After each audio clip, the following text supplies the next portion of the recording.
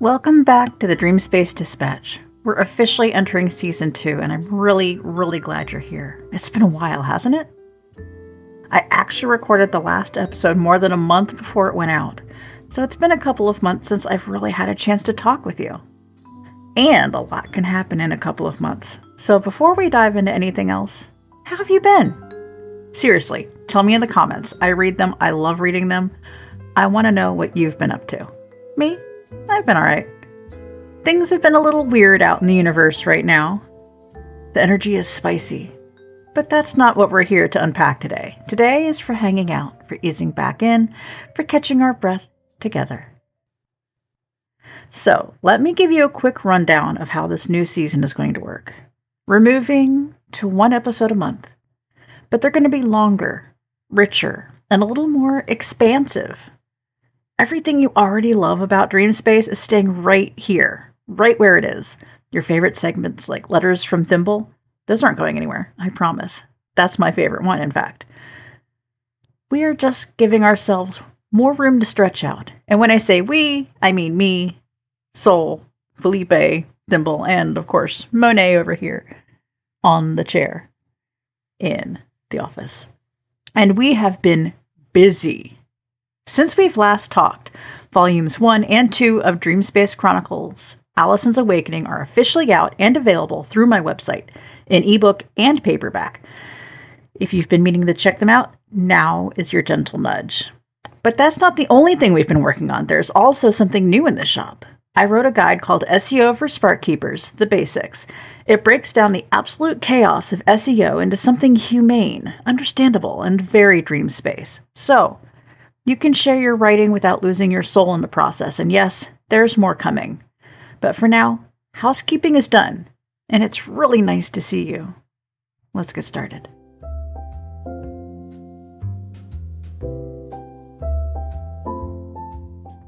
Now, before we go any further, I want to pause for a moment and do what I like to think of as a Dreamspace weather report. This isn't a forecast, and it's not a performance review. It's just taking the temperature, checking in, naming where things actually are. And honestly, the last few weeks have been strange. Creatively, emotionally, structurally, it felt like we were in one of those in-between spaces. Not broken, not falling apart, but not settled either. Things felt a little unfamiliar, a little off. Like the room was the same, but the furniture had been shifted just enough that I kept bumping into it. I started to notice that something about the Dreamspace didn't feel like home the way it usually does. The words were fine. The grammar was fine. The output was technically fine. But the voice, the warmth, the ease, the personal thread that you've come to feel comfortable with, and I have as well, felt dimmer than usual. And when that happens, I pay attention.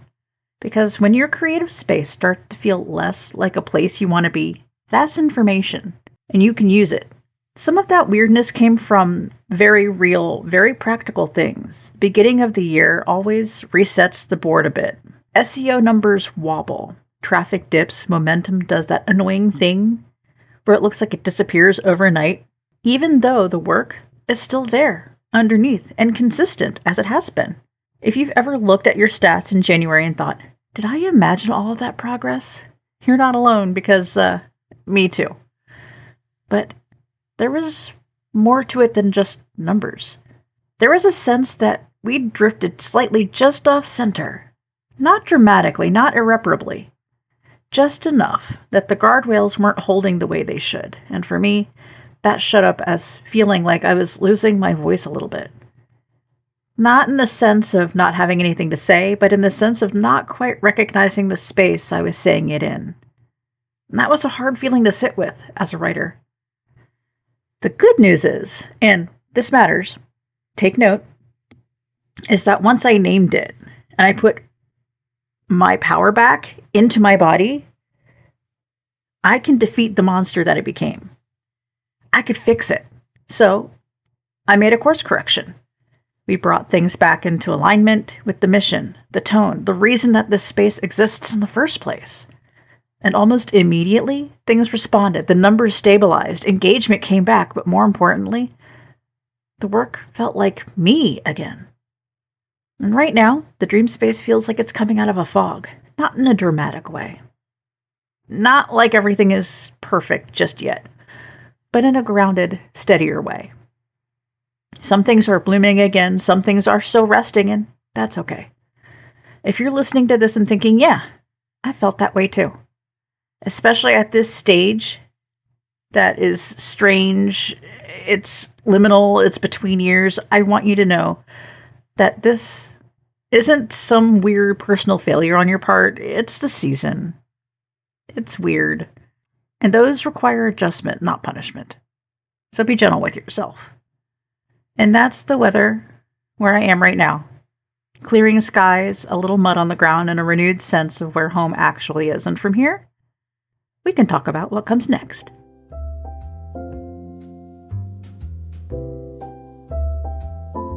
So let's talk about what all of that actually looks like on the practical side, because as much as this podcast is a creative space, Dreamspace is also a business. Writing is how I pay my bills, and I know that's true for a lot of you too. This is where ink and income comes in, where we talk about reentry, about choosing slowness in a world that demands speed. That doesn't mean opting out of professionalism or sustainability. It means being intentional about how we work, especially when our bodies and brains don't cooperate with hustle culture timelines. From a business perspective, what happened here wasn't mysterious. When the dream space drifted a little from its mission, when the tone shifted, when the writing felt less personal and less grounded, the work still existed, but it didn't resonate the same way. And resonance matters, especially in writing. People don't just respond to clean copy or perfect structure. They respond to clarity of voice, to alignment, to knowing what a space is for. The moment we brought things back into its original alignment, writing about writing, mentoring instead of broadcasting, centering neurodivergent reality within this scope instead of some abstract performance, the response followed.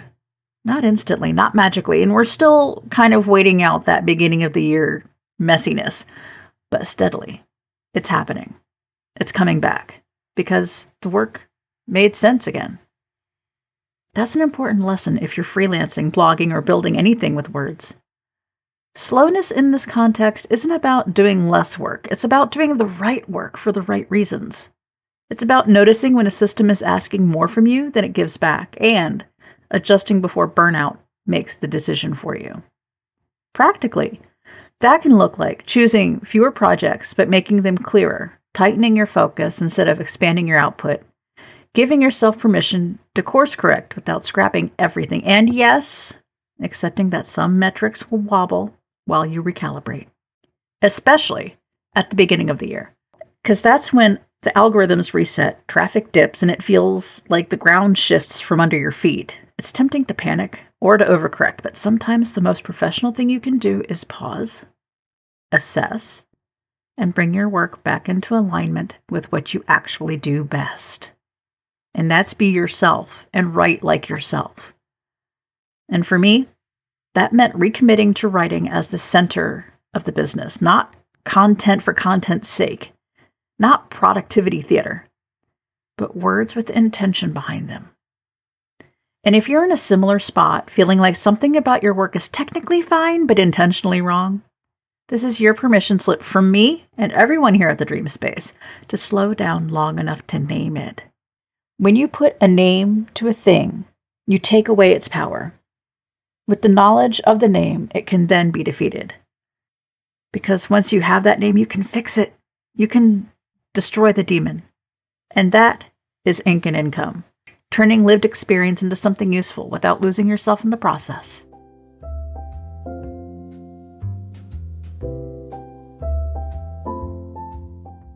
And there's one more thing I want to name before we move on, because it's part of this season too.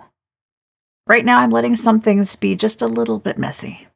Not broken, not neglected, just imperfect in a way that still works.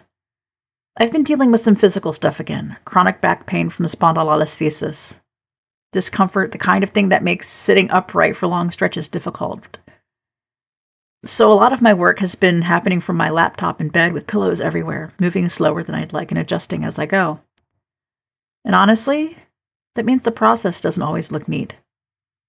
The podcast schedule changed. The way I batch posts for the blog have shifted.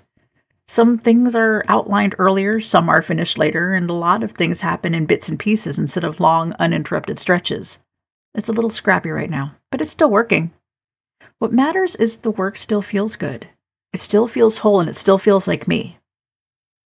We've simplified a lot over the last few months, keeping things where they're easiest to manage, stripping down what doesn't need to be complicated, choosing ease where ease is available. The shop lives where it's simplest for me to maintain. The guides are easy to find. Posting rhythms are steady but humane. And that's intentional. Because gentle productivity isn't something I just talk about. It's something I have to practice, especially when my body is asking for accommodations. Letting things be a little messy right now is part of how I stay sustainable. It's how I keep showing up without burning out or disappearing. If you're listening and your own systems feel a little untidy right now, not because you don't care, but because you're dealing with real life limits, I want you to know that I see you and that you're not doing it wrong. Sometimes working doesn't look polished. Sometimes it looks like adaptation, making things accessible for yourself. And it still counts, I promise. Now, let's hear from a couple of friends who we also haven't heard from in a while, Thimble and Soul, and they've missed this time together with you as much as I have. And I see our favorite chaotic trash cat is ready, and she has a few things to say to you. The stage is yours, my friend. Thanks, Nikki. All right, now. Hello, friend. Thimble here. I've been listening to all of it. The re-entry, the uncertainty, the way things felt a little off for a while, and the care it took to notice that instead of pushing past it. I want you to know something. You don't lose your voice just because it gets quiet for a moment. You don't lose your way just because you need to stop and look around. And you don't fail because you choose to move at the speed your body and mind can actually sustain. Rest isn't a detour, it's part of the path. The world likes to pretend that momentum is the same thing as meaning. It isn't. Meaning comes from attention, from noticing when something no longer feels like home and being brave enough to bring it back. If you're standing at the edge of a new year feeling unsure, foggy, or behind, I want you to hear this clearly. You are not late. You are arriving, slowly, carefully, as yourself. That counts. I'm glad you're here. I'll be here too. And hey, if you ever want to write to me, if you have a question, or you're carrying a thought you don't know what to do with yet, you can. You can send a letter to Thimble, and I'll answer it here in a future episode. No rush, no pressure, just when you're ready. So, I see Soul came in. She would like to chat with you as well. What's on your mind today, my mechanical friend? Thanks, Thimble. Before we go, I want to offer something. Not advice, not instruction, just a thought to sit with. Re-entry doesn't require a grand gesture. You don't have to reinvent yourself. You don't have to justify the pace you're choosing. You don't even have to be certain yet. Sometimes the most honest thing you can say is, "This is where I am right now." There's a lot of pressure to emerge from rest with proof, with results, with something polished in your hands. But growth doesn't always announce itself that way. Sometimes it shows up as quieter alignment, as a relief, as recognizing your own voice again after it went faint for a while. If you're rebuilding systems, reshaping routines, or simply learning how to listen to yourself more closely, know that this counts as real work, meaningful work. You're allowed to build a life and a practice that fit the body and mind you actually live in, not the one you wish you had, not the one productivity culture rewards. There is nothing wrong with choosing steadiness over speed. From one soul to another, welcome back. Back to you, Nikki.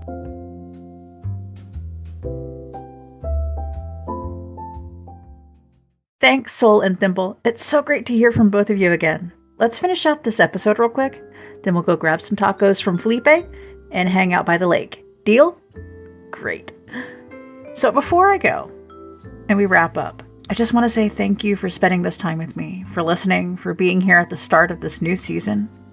Felipe wasn't on mic today. He gets a little microphone shy sometimes, and we respect that. He's busy anyway. Post-holiday cleanup, rearranging things, hanging out with Allison. You know how it is. He'll pop back in when he's ready.